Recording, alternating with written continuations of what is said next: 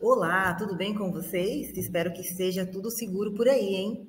Para quem não me conhece, meu nome é Salvadora, sou especialista em saúde e segurança ocupacional e hoje a gente vai bater um papo sobre os riscos ocupacionais no local de trabalho, né? Dentro do nosso local de trabalho existem diversos riscos que podem sim gerar um acidente, gerar uma doença, gerar um afastamento, um problema de saúde. E dentro desses riscos, eles estão divididos em grupos, que são esses que vocês estão vendo aqui do lado, né? O risco físico, biológico, de acidente, químicos e ergonômicos. E aqui a gente vai falar um pouquinho de cada um para vocês entenderem e saber quais são os riscos que vocês estão expostos aí no seu local de trabalho. Você sabe me dizer? Então, se você ainda não sabe, vem comigo. Bom, e dentro dos grupos de riscos ocupacionais, o primeiro que a gente vai falar é sobre o risco de acidente. Esse, para mim, é o mais comum, que acontece com maior frequência e que está presente na maioria dos ambientes que a gente frequenta, de trabalho ou não, né? Mas vamos entender o que quer dizer o risco de acidente? Então, diz o seguinte: é o que ocorre pelo exercício do trabalho, implicando risco iminente e acentuado, provocando lesão corporal ou perturbação funcional que cause a morte ou a perda ou a redução permanente ou temporária da capacidade para o trabalho. Ou seja, é aquela ocorrência inesperada que te incapacita para fazer a atividade para a qual você foi contratado. E às vezes, na maioria das vezes, ela também te capacita para outras atividades comuns do seu dia a dia. Então, por isso que é sempre importante a gente manter a nossa percepção de risco e a nossa atenção referente a esses riscos. Vamos ver alguns exemplos? Diversos exemplos eles podem ser mencionados aqui quando a gente fala de risco de acidentes do trabalho, né? A gente tem desde ferramentas jogadas no meio do caminho, a falta de organização, né? Quando você tem a falta de organização, você tem equipamentos, você tem ferramenta jogada, você tem falta de percepção, você tem descuido. E aí essas ferramentas, elas podem ocasionar um acidente, às vezes nas atividades mais simples do nosso dia a dia, né? Como manusear uma folha, um grampeador, ou uma ferramenta que está com defeito, um equipamento que está quebrado, ou até mesmo a falta dos equipamentos de proteção, né? Porque os equipamentos de proteção, eles servem justamente para isso, para proteger do risco. Então, por isso que precisa ser avaliado, cada atividade que você vai fazer, você precisa parar, pensar e saber quais são os riscos que eu tenho aqui. Eu posso me cortar? A ferramenta está adequada? O ambiente está organizado? Existem outras pessoas ao redor que podem se machucar? Ou eu posso me machucar com as outras atividades das pessoas que estão ao meu redor, né? Será que quando eu for fazer uma atividade de risco, subir em altura ou num espaço confinado, será que eu estou sendo respaldado por um documento? Será que eu estou fazendo a análise correta daquela atividade? E se você tiver dúvidas, você pode procurar o profissional habilitado, especialista de segurança da sua empresa, ou até mesmo consultar alguém, né, especializado aí, para que você exerça a função o mais seguro possível, né, para que a gente não coloque em risco aí nem a gente, a nossa vida, a sua vida como trabalhador, e nem como dos nossos colegas, né? Afinal de contas, né, todos somos uma equipe e ninguém quer perder ninguém. Então, por isso que a gente precisa ter sempre a atenção e o cuidado com o outro, sabe? De você olhar e ver que a pessoa está fazendo alguma coisa errada, que às vezes ela não percebeu, e você ir lá, dar um toque, chamar a atenção, buscar essa percepção de risco, levar essa percepção de risco para a pessoa, né? Tomar cuidado com a sinalização, ali às vezes quando tem um buraco ou alguma condição de risco do ambiente, sinalizar para que não haja outras pessoas envolvidas ali na atividade a vir se acidentar, fiação, parte elétrica. Esses tipos de trabalho de risco, eles precisam ser planejados e calculados de forma muito crítica, né? Para que não venha gerar nenhum acidente, para que não venha gerar incapacidade de trabalho daquele colaborador que está ali prestando aquela atividade, aquele serviço. Bom, então o segundo grupo de riscos ocupacionais que a gente vai falar agora é o risco ergonômico, que vem da ergonomia, que quer dizer o quê? É a interação entre o homem e o trabalho, com foco na eficiência das condições de conforto, limitações físicas, psicológicas e organizacionais do trabalhador e seu ambiente. Ou seja, é a adaptação do homem, do colaborador, né, em relação ao seu ambiente de trabalho, seja eles no âmbito físico, psicológico ou organizacional, né? Uma falta de organização, estresse, uma postura inadequada, um movimento repetitivo. Mas vamos ver alguns exemplos para vocês entenderem melhor aqui o que são os riscos ergonômicos. Bom, então alguns exemplos aí do risco ergonômico, que nem sempre está relacionado a uma lesão do nosso corpo, né? Mas sim as posições que a gente coloca ele, né? Nem sempre o risco ergonômico ele vai gerar uma lesão a ponto de te incapacitar fisicamente, mas ele também pode, o risco ergonômico, ele pode te gerar um estresse psicológico que te impossibilite de exercer a sua atividade por conta de um estresse, né? Então, os riscos ergonômicos, eles estão muito relacionados à sua atividade diária, né? Então, se você tem uma jornada longa, com bastante hora extra, com bastante pressão, você fica muito tempo ali sentado na mesma posição, fazendo movimentos repetitivos, né? Às vezes no computador, ou até fora dele também, né? Que se a gente for pegar aí trabalhos de manutenção, às vezes a pessoa tem que ficar posicionada de forma tão desfavorável ergonomicamente, que aquilo vai gerar uma lesão na coluna, né? Às vezes o carregamento de peso excessivo todos os dias ali, sem uma postura adequada, sem uma ferramenta adequada para transportar aquele peso, vai sim gerar e ocasionar um problema de saúde, um problema de coluna, né? Ou então até uma lesão por esforço repetitivo, as famosas LERs, né? Que são as bursites, tendinites, aí que são as inflamações do nosso corpo, das nossas juntas. Né? E tudo isso está relacionado ao nosso ambiente de trabalho, porque a gente está ali o dia inteiro exposto, às vezes, né, à pressão do dia a dia, sentado de maneira errada nas nossas cadeiras, nossas mesas ou no nosso ambiente de trabalho, e isso vai gerando um estresse, uma fadiga mental e física. Quando não, você já está impossibilitado de exercer a atividade, porque ou está com um problema de saúde, ou está com a sua saúde mental afetada. Então, por isso que o risco ergonômico, hoje ele tem crescido muito, porque as questões psicológicas têm aumentado muito, a gente tem falado muito delas, né? E tem acontecido com maior frequência.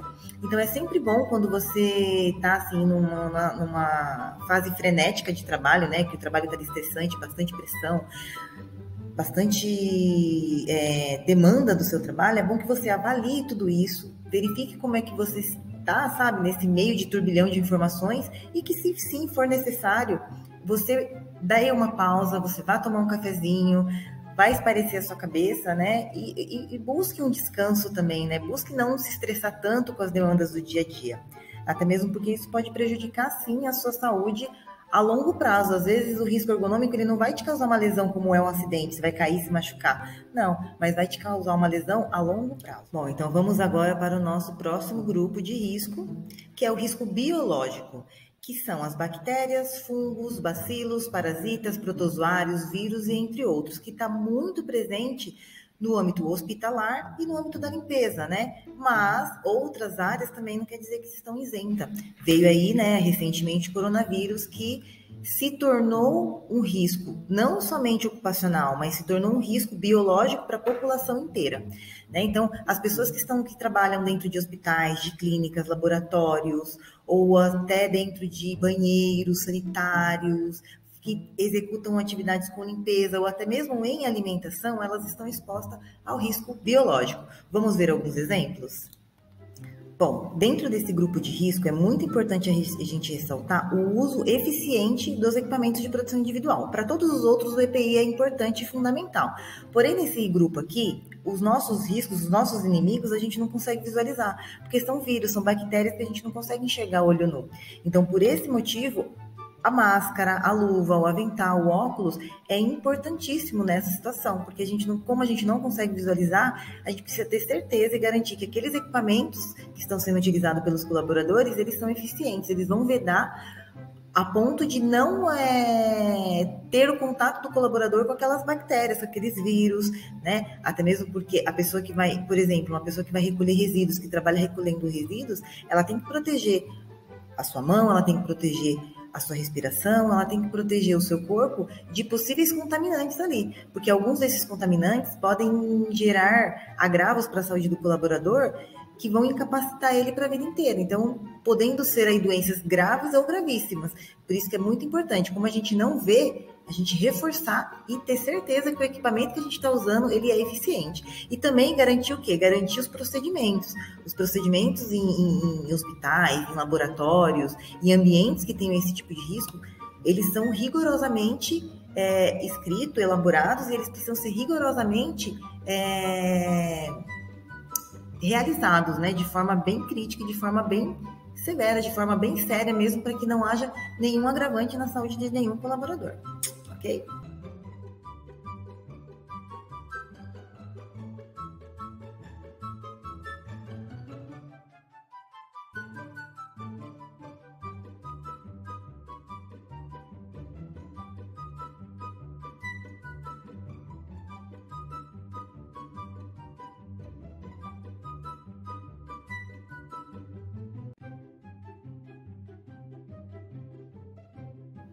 Bom, nesse próximo grupo de risco, o grupo físico, nós vamos falar sobre as diversas formas de energia que possam estar expostas aos trabalhadores, tais como ruído, vibração, pressões anormais, temperaturas extremas, radiações não ionizantes, radiações ionizantes, bem como infrassom e ultrassom. Ok? Vamos dar uma olhadinha para vocês entenderem? Bom, falando aí do grupo de risco físico, né? São vários fatores aí que compõem esse grupo. Então, a gente tem desde o risco de ruído, altos sons, barulho muito alto, o calor muito alto, calor extremo para quem trabalha com fogo, com forno, né? Talvez cozinhando ou talvez derretendo metal, né? Exemplos aí. Também tem a questão do frio, né? Quem trabalha com câmara refrigerada, com alimentos refrigerados dentro de empresas e indústrias alimentícias também está exposto ao risco físico, né? Tem também aí a questão de vibração, aquelas pessoas que trabalham com martelete na rua, ou até mesmo motoristas que ficam o dia inteiro em cima num banco, em cima de um banco, na estrada, na rua, e esse veículo ele trepida, ele vibra, e isso pode sim gerar um agravo na saúde desse colaborador, porque não é algo normal, não é algo natural do nosso corpo, que vai sim gerar um dano para a nossa saúde. Por isso a gente precisa ficar atento a todos os riscos do nosso ambiente de trabalho, para que a gente possa controlar ou minimizar da melhor forma possível, para que a gente não tenha consequências ou sequelas dessa exposição aos riscos aí. E para isso a empresa tem todo um conjunto de documentos, de levantamentos, de técnicos que fazem o levantamento dessas atividades para minimizar os riscos, dando treinamento para os colaboradores, fornecendo os EPIs e cobrando, né, a eficiência nos processos, nos procedimentos. Tá? Então, portanto, se você é colaborador, está exposto a um desses riscos aqui que a gente comentou, fique atento, preste bastante atenção às recomendações de segurança lá da sua empresa, ok? Bom, então agora a gente vai falar do nosso último grupo de risco, que são o grupo de risco químico, que são substâncias, compostos ou produtos que possam penetrar no organismo pela via respiratória nas formas de névoas, neblinas, gases, vapores, ou que pela natureza da atividade de exposição elas possam ter contato ou ser absorvidas pelo organismo através da pele ou na ingestão desses produtos. Tá? Então vamos dar uma olhadinha em algum exemplo. Bom, no grupo de risco químico também é muito importante lembrar o uso do equipamento de proteção individual, porque existem diversos produtos químicos que em contato com a nossa pele ou com o nosso organismo vai gerar um problema de saúde, às vezes imediato, às vezes com o tempo. Então, é sempre bom lembrar que não deve misturar produto químico. O produto químico ele deve estar sempre acondicionado na embalagem original. E caso você faça a transferência da embalagem original para uma outra embalagem, você deve identificar esse produto químico para que as outras pessoas também possam estar cientes do que é aquilo ali. Sempre mantenha em mãos a FISP, que é a ficha de informação de emergência do produto químico, que se houver alguma emergência, você leve esse documento para o médico para ele saber com qual produto ali ele está lidando, ou com qual produto a pessoa ali foi contaminada, né? É sempre bom lembrar do armazenamento e dentro das nossas casas também, claro, o uso do produto químico ele tem que estar longe do alcance das crianças para evitar também esse tipo de acidente, né? E no local de trabalho também não é diferente. O colaborador ele precisa estar orientado, precisa conhecer dos procedimentos, aonde armazenar esse produto químico corretamente, né? Mantendo a distância, a compatibilidade entre eles, porque se você mistura, você pode também causar uma grande explosão, um grande acidente aí, além das doenças que eles podem causar, tá? Então fiquem atentos aí. Bom, agora que você já conheceu os riscos ocupacionais, na qual você está aí exposto, né, no seu local de trabalho ou até mesmo fora dele, vale ressaltar que é muito importante a gente conhecer e minimizar os riscos. Como? Usando os equipamentos de proteção individual, mas nem sempre só os equipamentos se faz necessário. Às vezes você vai precisar ter uma estrutura, ter um projeto para evitar ou minimizar ou até eliminar aquele risco, porque o ideal é que se elimine os riscos. Tá? Então, para isso que a segurança do trabalho faz todos os estudos, faz todo o levantamento, tem acompanhamento de médico do trabalho, mas isso é um papo para uma outra história, tá bom? Agora conta aqui nos comentários se você gostou do tema, se você conseguiu identificar os riscos que você está exposto aí no seu local de trabalho. E até mais. Tchau, tchau.